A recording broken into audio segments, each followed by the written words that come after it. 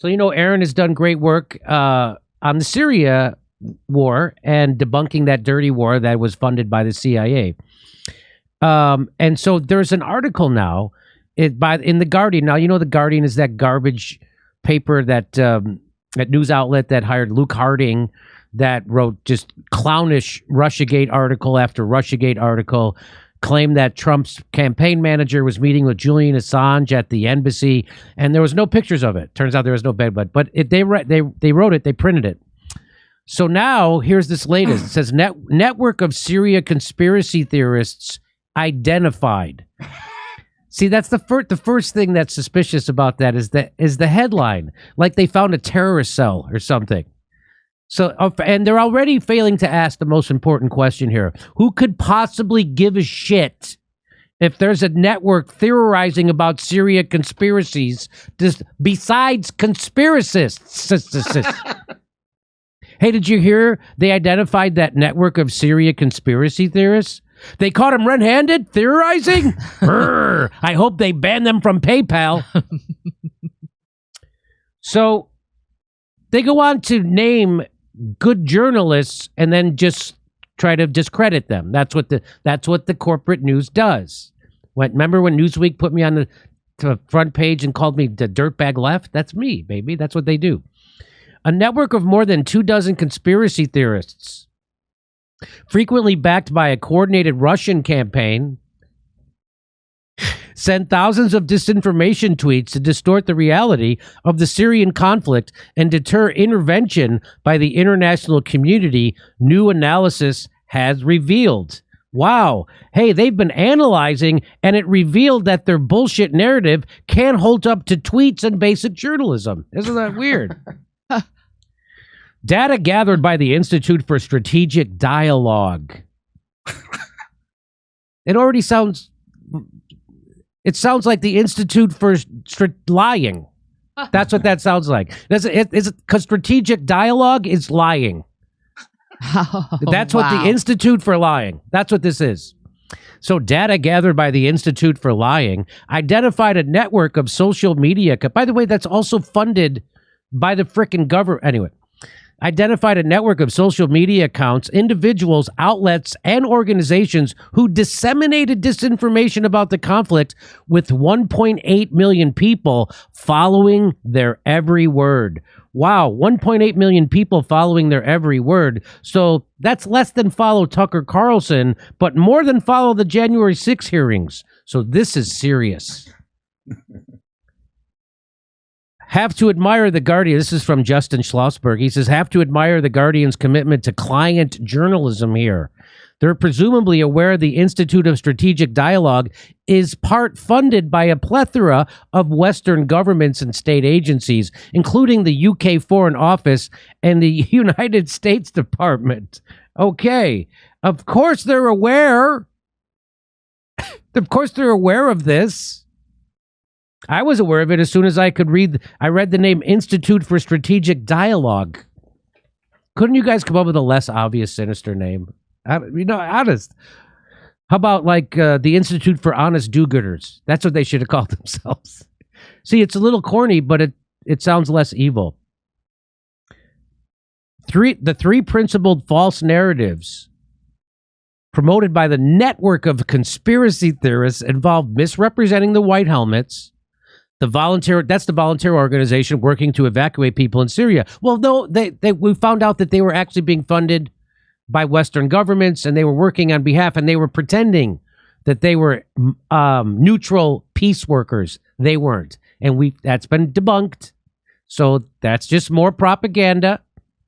They also focused on the denial or distortion of facts about the Syrian regime's use of chemical weapons and on attacking the findings of the world's foremost chemical weapons watchdog, the OPCW. Now, Aaron, let me just bring you in to just respond to this real quickly. You've debunked all this, right? All the narrative from the establishment that Assad was somehow gassing his own people and they could never prove it, and the OPCW had whistleblowers. Go ahead. You take it from there.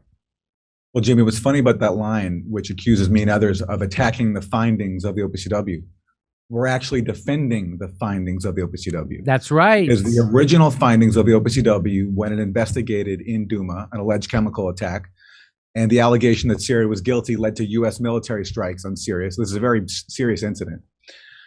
The original team that went to Duma found no evidence of a chemical attack in Duma, which undermined the U.S.-led narrative. And that's presumably why that team's findings were doctored and censored.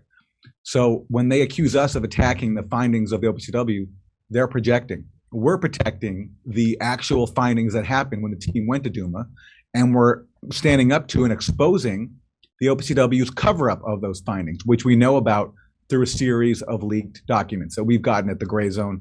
Other places have reported on this as well. WikiLeaks was the first to publish a huge trove of these leaks. And that's what The Guardian and these people who put out these reports can never contend with. This is not about attacking the OPCW. This is about defending the OPCW from being compromised by the states who have been waging a dirty war on Syria and who have used allegations of chemical weapons attacks to not only bomb Syria, but also impose murderous sanctions on Syria that kill more people. So we're the ones that are actually defending it from being compromised and actually trying to stand up for its own scientific integrity, which it's refused to do. By the way, let me see who wrote this. Hopefully, by Mark Townsend. Okay, I think he might make Sounds familiar, doesn't he? He might make an appearance. We'll see. The new analysis contained in a report by the Syrian campaign also found that official Russian government accounts played a key role in creating and spreading false content, with the Russian embassy to UK and Syria playing a prominent role. So now they try. Okay, you're a Russian. That's the go-to today because Russia was stopping the overthrow of the Assad government by who? By ISIS and terrorists. By crazy fundamentalist Muslim terrorists. That's who we're going to take over in Syria. And they didn't want them to take over. Among those named in the report as influential spreader of disinformation are Vanessa Beeley, a self-described independent journalist whose conspiracy theories have been cited as evidence by Russia at the UN Security Council. You know, conspiracy theories like water is wet, things like that. In September 2015, Beeley accused White Helmets of being in league with the Al-Qaeda and other terrorist organizations, claiming that the footage they gather as they rescue civilians from bombed-out buildings is staged. It was staged. So that's The Guardian lying again. This is called disinformation propaganda. There is also a group of British academics accused of spreading pro-Syrian regime disinformation and conspiracy theories promoted by Russia. Since 2020, journalist Aaron Maté at the Gray Zone is said by the report to have overtaken Beeley as the most prolific spreader of disinformation among the 28 conspiracy theorists identified. So what that tells me is that Aaron Maté is doing the best work. And he's debunking the most state propaganda than all of them. That's what that tells me. Do you want to say anything about that? Well, first of all, Jimmy, on the point about the White Helmets working with Al-Qaeda, that's a documented fact. There are photos of when Al-Qaeda took over Idlib, members of the White Helmets go in there gathering to celebrate. And that's because the White Helmets were a group, essentially a propaganda organization that only worked in opposition-controlled territories and work closely with insurgent death squads who killed people. And actually, there's video out there of the White Helmets taking part in executions by these sectarian death squads. So the fact that they work with Al-Qaeda is just a documented fact. And that's why, for example, when some White Helmets members have even tried to travel to the U.S., they've been denied visas. So ironically, the U.S. government, while it's funding the White Helmets, is denying White Helmets members access to the U.S. when they try to visit, because they actually know that some of these people work directly with Al-Qaeda. And in terms of saying that I'm a leading purveyor of disinformation, look, what's funny about this Guardian article and the report it's based on, they don't cite a single example of me spreading disinformation. The few times those study mentions my work, they say that I attacked Bellingcat, which is another state-funded organization. And they link to an article that I wrote in which I exposed an outright Bellingcat lie. And even Bellingcat had to correct their article that I was correcting, because basically they accused me and an OPCW whistleblower and others of concealing some sort of damning letter that they believed disproved all the whistleblower's claims. In reality, as I reported, that letter didn't exist. It was never sent. Okay, so it was fake. So actually, they're not even accusing me of spreading disinformation there, but their example that I attacked Bellingcat is they're actually mischaracterizing what happened, because even Bellingcat admitted that they had printed false information. The other example is they say that something that I spread the point of view that the OPCW investigation into Duma was flawed. Okay, it was flawed. So actually, well, yeah, to put it mildly, they're actually underselling what I was saying. I'm saying it was compromised. There was a massive cover-up, and we know about that from a trove of leaked documents that, again, nobody can refute. If anybody really thought I was spreading disinformation, they could write an article saying this is what Aaron Maté got wrong, but they can't, because what I'm reporting is based on leaks from inside the OPCW, and the case is so damning. There's a reason I've written more than 10 articles on it, because there's so much material and it's so explosive. And we've talked about the various elements of this cover-up. It's extensive, and it was massive, and it was all done in the direction of trying to accuse Syria of a chemical weapons attack when they knew all the evidence pointed to this being staged by insurgent death squads. And so the irony of accusing me of spreading disinformation and spreading conspiracy theories, they're the ones who are spreading disinformation. They're the ones who are spreading conspiracy theories that somehow I'm backed by Russia. It's a giant act of projection, and that's why they can't defend it. And that's why the author of this article in The Guardian didn't contact me prior to publication. You think if you're going to call someone a leading spreader of disinformation, you at least contact them for comment. That's like journalism 101. He didn't do that, and of course he didn't, because these people are intellectual cowards. Others include Canadian independent journalist Eva Bartlett, who's been a guest on this show debunking the Syrian narrative. She appeared on a Syrian government panel at the UN alleging that the White Helmets stage rescues. They do. One version of the talk has been viewed 4.5 million times on Facebook. They make that seem like, oh, that's bad. People are getting information that we don't like. Lena Serge Attar, founder of and chief executive of Karam Foundation, said it's insulting that a group of Western conspiracy theorists think they hold a higher moral standard, but just spread their lies. Yeah, because you know who really cares about the truth? It's the corporate media. We all know that. I don't understand. Like, who is this for? Like, who's smart enough to like care about if there's a conspiracy about Syria, but like dumb enough to not notice that there's literally no details at all in this article? Like, none of it's just like he's bad, and then they don't tell you. Well, I mean, that stuck out immediately that there's no specifics. That's a great question. And look, what this is for is at the end of this report from the Institute for Strategic Dialogue. And as you said, Jimmy, The Guardian failed to mention that the Institute for Strategic Dialogue is funded by the US, the UK, and all these other governments that were belligerents in the dirty war in Syria. And they also didn't mention that the Syria campaign, the other author of the study, that was founded with the money of a opposition oil tycoon who was also the main financial backer of the main Syrian exile opposition coalition. So this is not some unbiased source. This is the belligerents in the Syria dirty war funding the Institute for Strategic Dialogue, and then a major Syrian opposition funder backing the other group, the Syria campaign, which of course the Guardian fails to mention, along with failing to contact me. But in terms of why they're doing this, well, at the end of the report, there's a list of recommendations. And first of all, what's funny, Jimmy, is there's a line in there about how basically they accuse us of not only spreading disinformation, but of muddling policy decisions. They allege that because of the reporting we've done, that's complicated the government process and making decisions on Syria. And what they mean is they're upset that the US government didn't intervene even more in Syria than it already did. The US spent billions of dollars on a dirty war, funding weapons that went to sectarian death squads, but they didn't directly militarily intervene in Syria, except for when Trump bombed Syria twice based on allegations of chemical weapons use, including in Duma. But in terms of intervening to attack the Syrian government militarily, the U.S. only intervened at a certain point against ISIS after it was clear that the Syrian government was going to win the dirty war, and that ISIS was making headway. So they accuse us of somehow muddling policy decisions. So like on behalf, so like they're here's what they say. And let me just say, here's what they say the effects of your work are.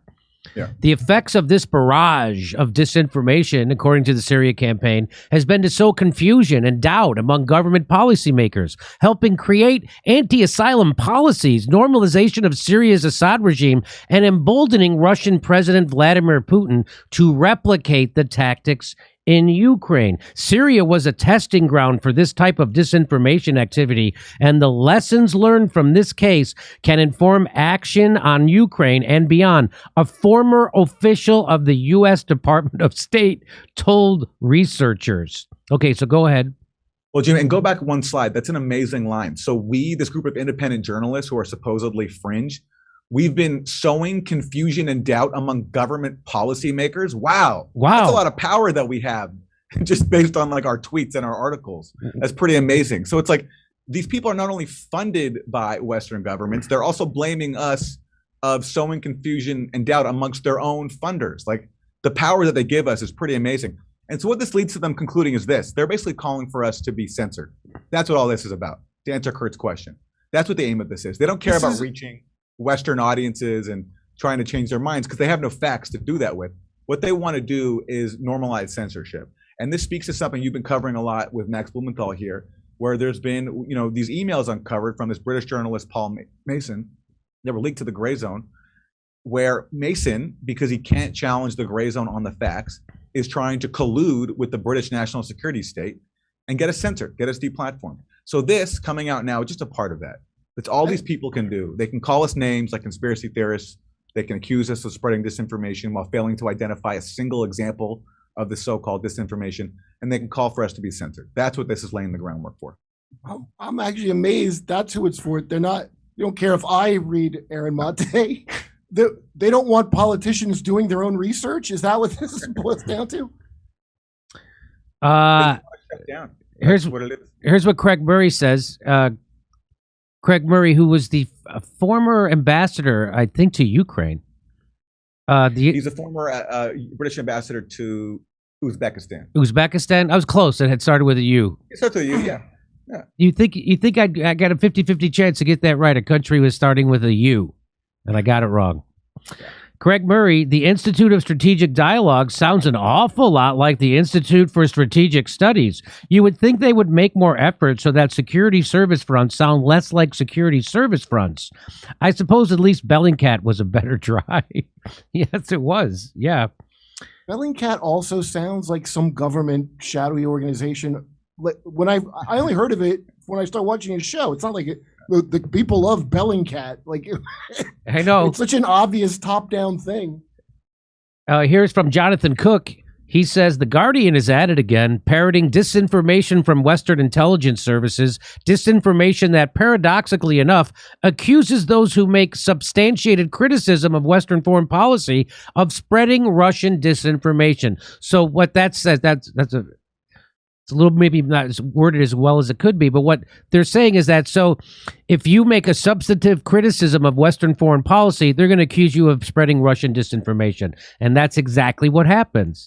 I'll never forget when the Ukraine war started, I had lunch with my old roommate, and he goes, what do you think about Ukraine? I go, well, now we're going to get in bed with the Nazis. He goes, Jimmy, that's a Russian talking point. I'm just like, I bet it is. Yeah, because it's true. It happens to be true. Shouldn't it be? It would be interesting to hear if there is any academic who would stake their reputation on endorsing the credibility of research this Guardian article is based on. No, Tim Hayward, very well said. Now, Tim Hayward's also been smeared and slandered because he has a counter narrative to the establishment CIA MI6 Syria narrative, right? And so he's a professor. Jimmy, wait, by the way, Jimmy, so by the way, before you switch a slide, look at the bottom of the screen. You see the initial headline is different than the one you read. The initial headline said Russia-backed network of Syria conspiracy theorists identified. They had to take that out. They took out the Russia-backed. Oh, wait a minute. I think I have that. Yeah, here it is. There we go. Yeah. So the original one said Russia-backed network of Syria conspiracy theorists identified. And I think they got wind that, hey, Aaron Maté is going to sue you over that. And boom, they changed it. Yeah. And you know what's- and then Jimmy, they said what's this. fun They said this. You ready? It said the headline of this article was amended on 19th of June to remove a reference to the network being Russia-backed. As indicated in the text, the network was frequently backed by a coordinated Russian campaign, but not exclusively so. Go ahead. How would you like to Again, this is all projection. This is a coordinated Western campaign to stigmatize journalism that is honest about the Syria dirty war and to get us shut down. And that's why even saying that we're a network is false. What's funny is the people named this article, Vanessa Beeley and Eva Bartlett, they've actually been critical of me when it comes to Syria. That's right. I've seen that. It's true. So the idea that we're part of a network is pretty fun. It's a joke on his face. But really, you read the report, they're the network. This is the U.S. government and its allies funding a think tank, which then turns to other U.S. government-funded sources like the White Helmets, like Bellingcat. The BBC is a British government-funded media outlet. The study also interviews people from the State Department. So they're all interviewing and citing themselves. They're the network of conspiracy theorists waging a coordinated campaign to get us shut down and to silence the facts about the Syria dirty war, because the facts are so damning, whether it's the dirty war itself or whether it's the OPCW cover-up, that they can't refute it on the merit. So this is what they're reduced to. And The Guardian, which was once a admirable outlet, they used to feature some really impressive voices. They've degenerated to this point of just basically being stenographers for Western intelligence. And that's why they're no longer featuring voices like John Pilgers. They're printing hit pieces on Noam Chomsky, and they're publishing people like Luke Harding, this Russiagate fraud artist who made up that fake story about Paul Manafort and Julian Assange meeting. He also later on had those article about the Kremlin papers that proved like Vladimir Putin putting his signature on a massive conspiracy to elect Trump. These are complete frauds. And this is what The Guardian, under the leadership of its editor, Kath Viner, has been reduced to. So you tweeted this out. In The Guardian, that guy, Mark Townsend, calls me the most prolific spreader of disinformation on Syria. His source is a study by the ISD think tank, which again is funded by the government. Mark has failed to contact me, offer an example of my alleged disinformation, or disclose that the ISD is funded by the UK, US, and allied states. Oh, that sounds like bad journalism. They didn't even give you like a hand-drawn map with your name connected to like black people. It's called Muslims and it's called the what is it? It's the they're supposed to have strategic dialogue with you. Right. And there was no strategic. They didn't dialogue. have. I didn't have any. Not even strategic or unstrategic. I didn't have nothing. They just smeared you. It was strategic disinformation. So how? Just smearing you. How is that a dialogue? I guess it's. That's what they mean by strategic. The ISD, you tweeted out, spreads disinformation about my work. It claims I attacked Bellingcat for its contributions to the OPCW. No, in this case, I exposed that Bellingcat attacked an OPCW whistleblower on fake grounds. Hence, why even Bellingcat corrected the article, and then you linked to that article. And by the way, Jimmy, not even Bellingcat claims that it contributes to the OPCW. In fact, Bellingcat used to say that. But then after the OPCW scandal emerged, Bellingcat actually erased a reference to the OPCW from its own documents. It said that initially we partnered with the OPCW. After the OPCW scandal emerged and Bellingcat was heavily involved in trying to attack the whistleblowers, Bellingcat erased that reference to its own contributions. So they're actually outing Bellingcat here, because I do believe Bellingcat supplies fake information to the OPCW so the OPCW can claim that we consulted with independent outside experts. But Bellingcat, its own cover story is not even that it contributes to the OPCW. And this was Caitlin Johnstone caught that edit. I stealth when they did that. So here is what your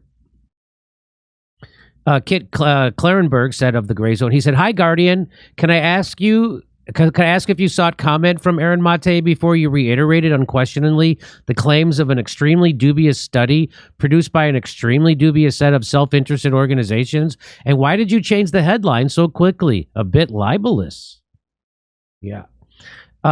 Interestingly, Elliot Higgins of Bellingcat tweeted out the article under its original headline, then promptly deleted it after it was changed. Almost like the report's release as part of a secretly coordinated campaign targeting the gray zone. Who could be behind it, I wonder?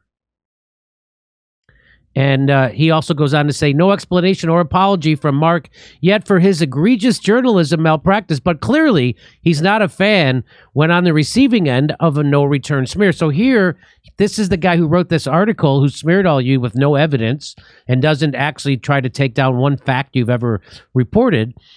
So he got a smear piece done on him by the Home Office, and he goes, hey, the Home Office never contacted me before sending out this outrageous tweet. Really? Well, you never contacted Aaron Maté, and you said he was the biggest disseminator of disinformation. What? Wait, they have to contact him before sending out a tweet? A tweet? That's not an article. Not even an article. A tweet. He's upset they didn't contact him before sending out a tweet. Is there even a journalistic thing that you have to contact people before you tweet? I've never even heard of that. Now, I don't think that's it, but an article, yes. And here's Max Blumenthal. He says, reminder that the Guardian's discredited false Luke Harding report on Assange and Manafort meeting that never happened is still on its website. Under the leadership of, what's her name? Kath Viner. The Guardian has become host to the UK-US intelligence-backed network of neocon conspiracy theorists. That's exactly what has happened under her watch over at The Guardian. And like you said, they got rid of all their good reporters, and they don't feature people like John Pilger, who's a great reporter. Do you think she knows Suze Busby or whoever from the Washington Post? I can't remember that woman's name, but yes, I know what you mean. Who is Kath Viner? She's the editor of the Guardian. Like, where'd she come from? Is she from a think tank? I met her a while ago. She wrote a great play once about Rachel Corrie, the young American woman who was killed defending a Palestinian home in the occupied territories. And so I knew her as a, conscientious progressive person, but like many people I know in progressive media, she's become something that I don't think represents the values that certainly that I hold. And it's weird. It's happening. It's like a zombie movie. It's happened to a lot of people. And under her tenure, basically people who are critical of the national security state have been kicked out. The Guardian took part in the smear campaign against Jeremy Corbyn, basically accusing him of being an anti-Semite and everything they could do to sabotage really the best hope that progressives had in the Western world for a leader. Amongst NATO countries, although, in forever. And The Guardian helped sabotage him. The Guardian has totally been stenographers for this dirty war in Syria. The Guardian, again, published Luke Harding, this con artist who wrote a whole book called Collusion. And Jimmy, the first time you and I met when I first came on your show, that was after I interviewed Luke Harding. And he couldn't defend a single thing about his conspiracy theory because, of course, it was a conspiracy theory. That's right. And on and on and on. I mean, you can find so many examples. And The Guardian also attacked WikiLeaks after working with Julian Assange. The Guardian took part in the smear campaign against Julian and now has come to its senses now that he's facing extradition. But they totally gave left liberal cover to all of these national security state propaganda campaigns. Okay, so there you have it. Another smear article about people who are telling the truth, independent journalists who are telling the truth about Syria. Now, Aaron Mate's been to Syria. Eva Bartlett's been to Syria. Those people that they're maligning are on the ground reporters. And so if they say they're bad, that means they're telling the truth. That's what this means. Anything else you'd like to add before we move on, Aaron? No, listen, thanks for having me, Jimmy. Great to see you guys. Okay, thanks for coming on. I hope you're having fun in Canada. Thanks, Jimmy. Thanks. Okay, tell everybody hello. Bye-bye. Hey, we're doing stand-up dates. Salt Lake City, Las Vegas, Chicago, Sacramento, and then San Diego, where I'm taping my new special. Go to jimmydorecomedy.com for a link for all the tickets for all our live shows. We're coming to your town, maybe.